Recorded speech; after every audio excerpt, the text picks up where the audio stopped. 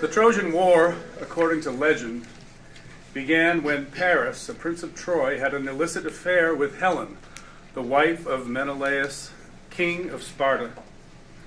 Agamemnon, Menelaus' brother, commanded a great army which, after 10 years, sacked Troy using subterfuge. They offered Priam, the king of Troy, a great horse, which Priam thought was a valued religious artifact. Now the war is over. Troy is destroyed. Agamemnon is on his way home to his wife Clytemnestra, and with him a spoil of war, Trojan princess Cassandra, blessed with the infallible gift of prophecy and cursed never to be believed. A curse born of virtue, a curse filled with tragedy.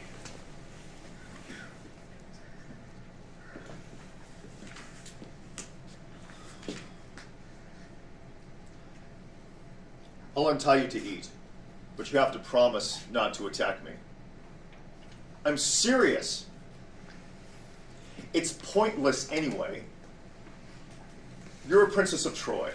I understand that, and the obligations that imposes. Still, not tonight, all right? All right.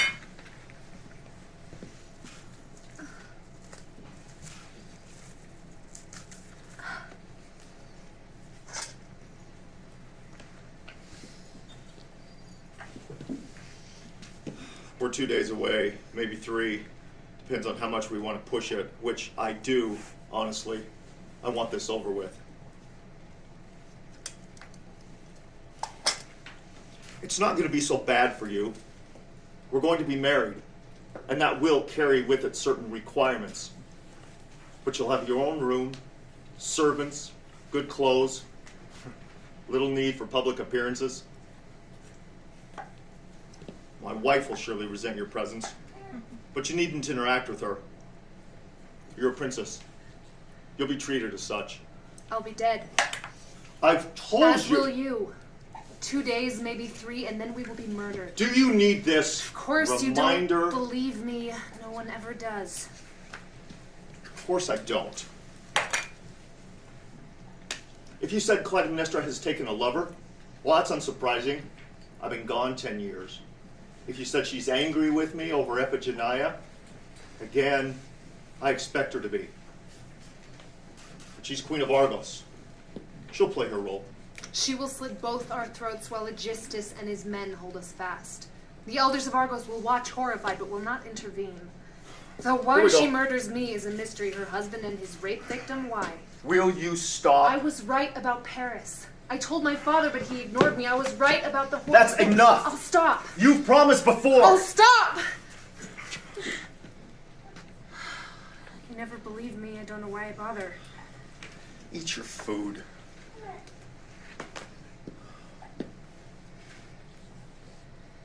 So what's the plan? What do you mean? How do you imagine it? Argos? You're a spoil of war. I want a public ceremony. Front steps of the palace. Show me off. Show you off. Why?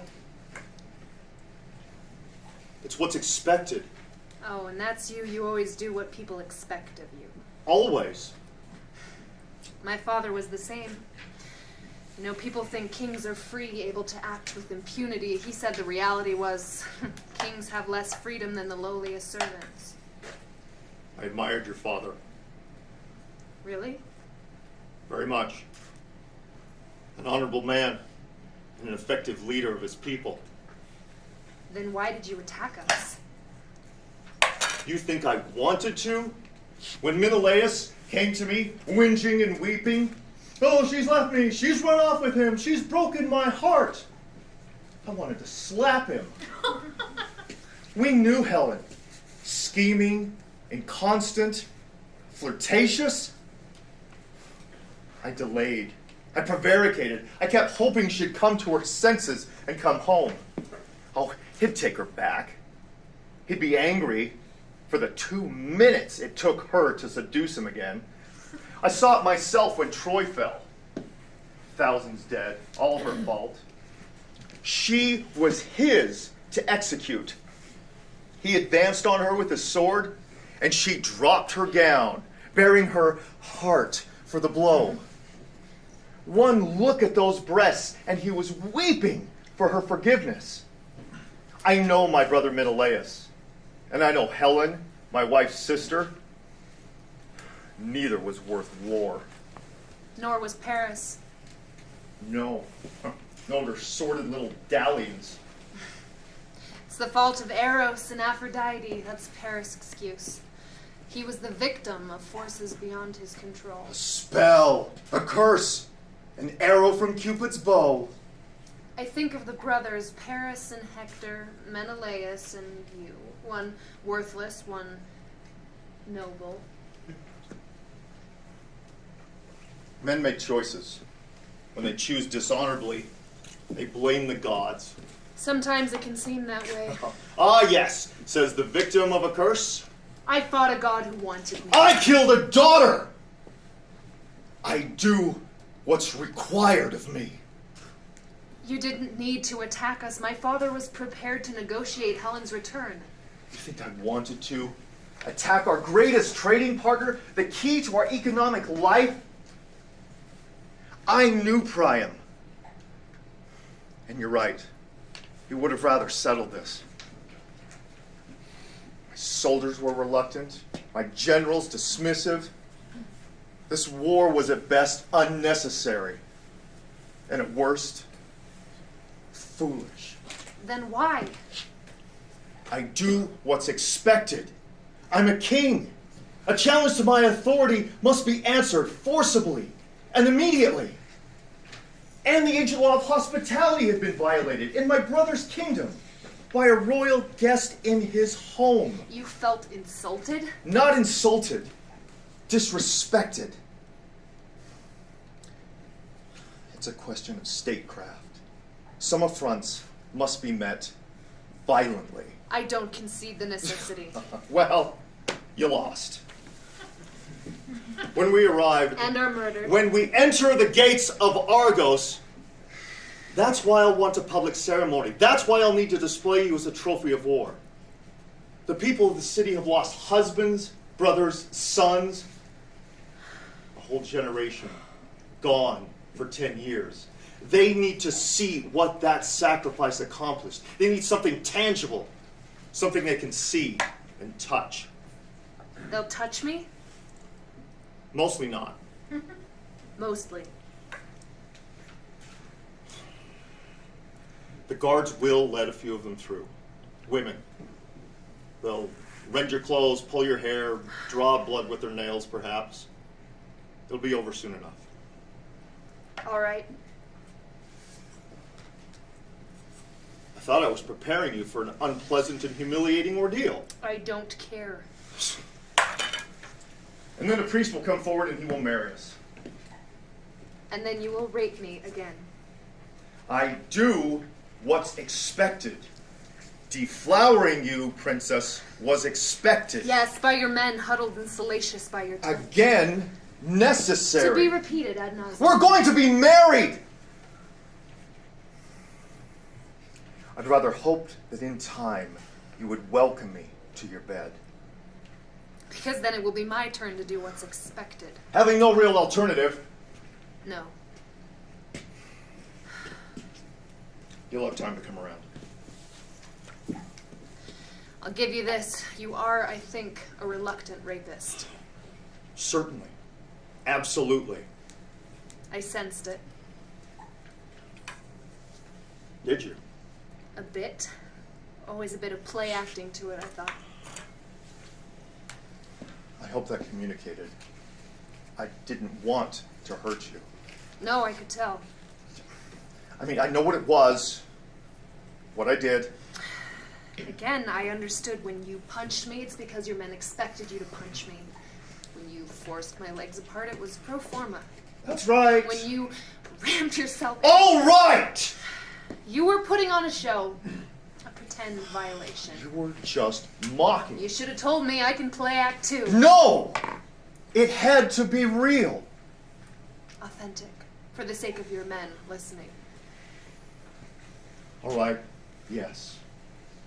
For their sake.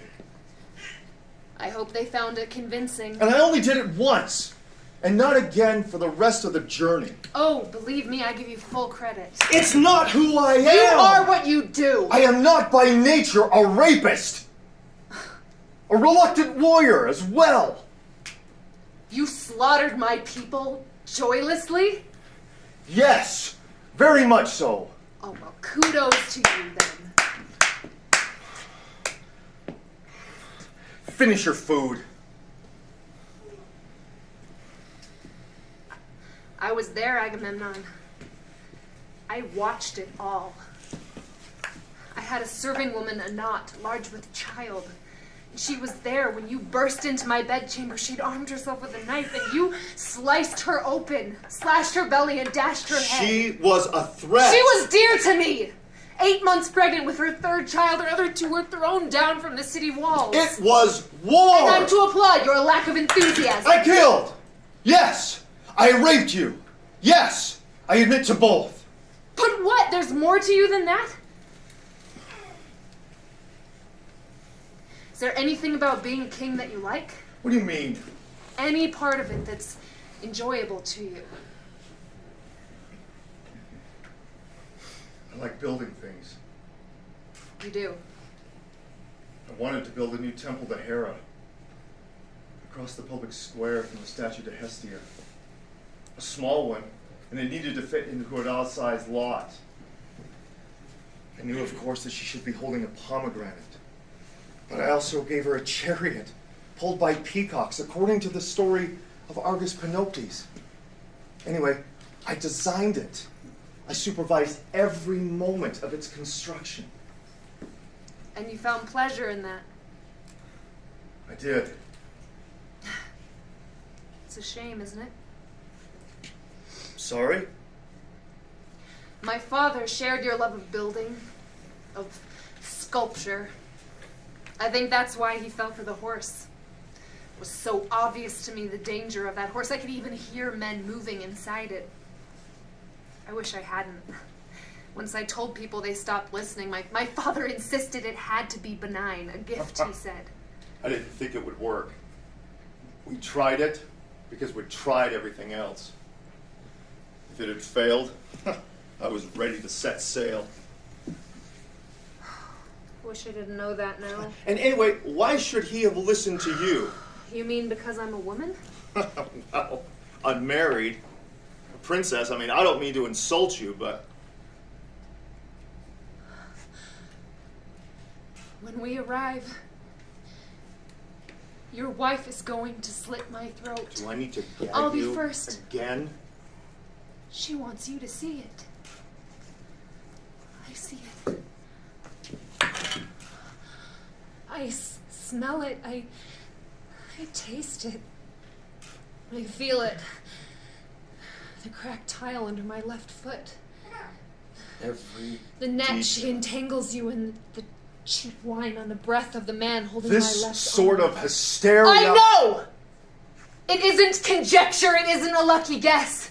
Inside the horse, the smell of sweat and vomit, and after hours of being trapped in their urine and shit, I knew. And the tension and the fear, the anticipation, do you know what that's like to know? To always know and never be believed! You cannot possibly... And my father, my beloved father, your old friend, Priam, could he never once, never for a single moment, have thought of me as a resource? Even you now, what do you think of me? A hysteric, yes, deluded and mad, but with a nice body, to be sure. I'm to be your wife, your second wife, convenient to you and available, a spoil of war, a trophy to prove to your people that 10 years of struggle were worth the price. And it doesn't matter, of course. We won't survive 5 minutes. Clytemnestra intends to strike immediately upon our arrival. I know you don't believe me. But Agamemnon, make me your friend. Win me to your side. Wouldn't it be good to know every danger that approaches? Isn't that something a king would want? Are you done? I have value. I am not just a body or a trophy. I am worth something more! I have been lenient tonight to my detriment, but my patience is gone!